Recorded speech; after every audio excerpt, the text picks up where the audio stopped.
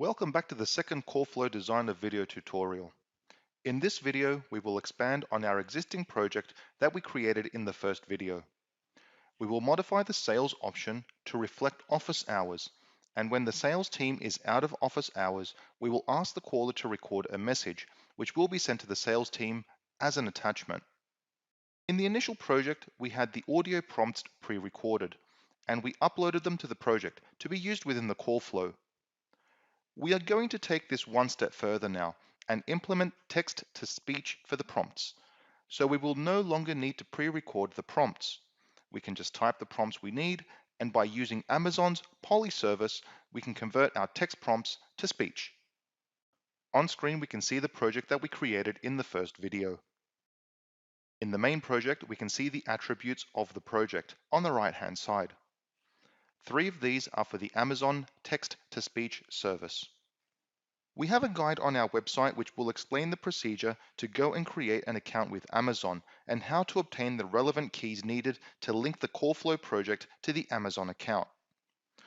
I will just go and enter my credentials in right now.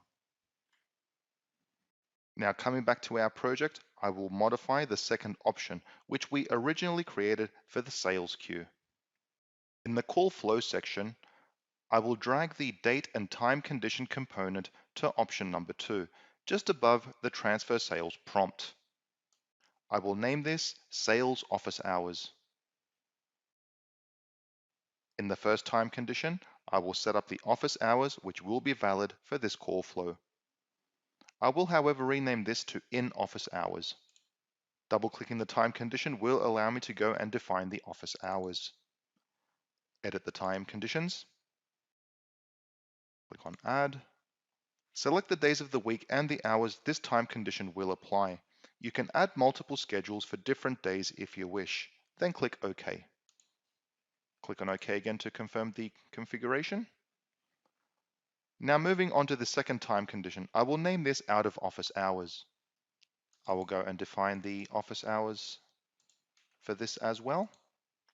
These are the out of office hours, so I'm putting them for the whole day of the 2 days for the weekend and the day which is today. Click on OK again. During the office hours, we want to have our original call flow, so I will drag and drop the original prompt and call transfer to the sales queue to the in office hours time condition.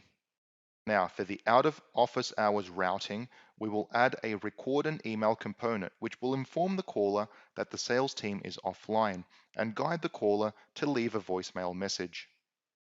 From the call control section, I will drag the record and email component to the out of office hours section. Double-clicking on this new component will allow us to configure the prompt, SMTP server settings, and the email details. Let's go and create the prompt. Click Edit Prompts. We will click on Add. We will select text-to-speech audio prompt. We select the voice that we want the prompt to be read out as from a variety of languages and voices available. In the text field, type your message within quotation marks. Our prompt will read, "Our sales team is currently offline. Please leave a message after the tone and then press any button." Click on OK to accept that. Define your maximum message duration in seconds. Select Stop Recording by pressing any DTMF. The 3CX SMTP server is pre-selected. All we need to do now is to define the recipient of the email message, the message subject, and the message body. All these details will need to be within quotation marks. Click on OK after the configuration of the email settings. I will also add a new prompt playback informing the caller that their message has been received successfully. I will do that from the call control section, prompt playback. I will rename this message verification. Let's go and write the message that we are going to send.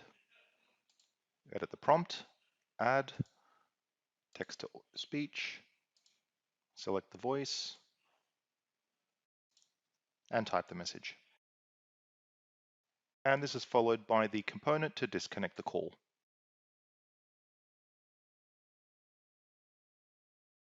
So what remains now is to build the project and go and upload it to the PBX.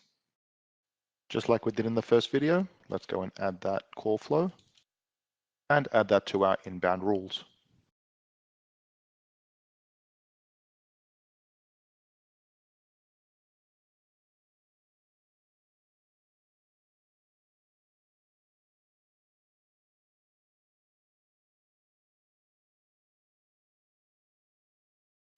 Now all that's left is to test it. Welcome to our company. Press 1 for technical support. Press 2 for sales. We will press 2. Our sales team is currently offline. Please leave a message after tone and then press any button. Hello, this is a test message. Thank you, 1, 2, 3. Your message has been received. Thank you. And the call gets disconnected. And logging into our email, we can see that a message has arrived with a recording attached. So that's it for our second call flow designer video. I hope you enjoyed it. I look forward to seeing you at the third one. See you there.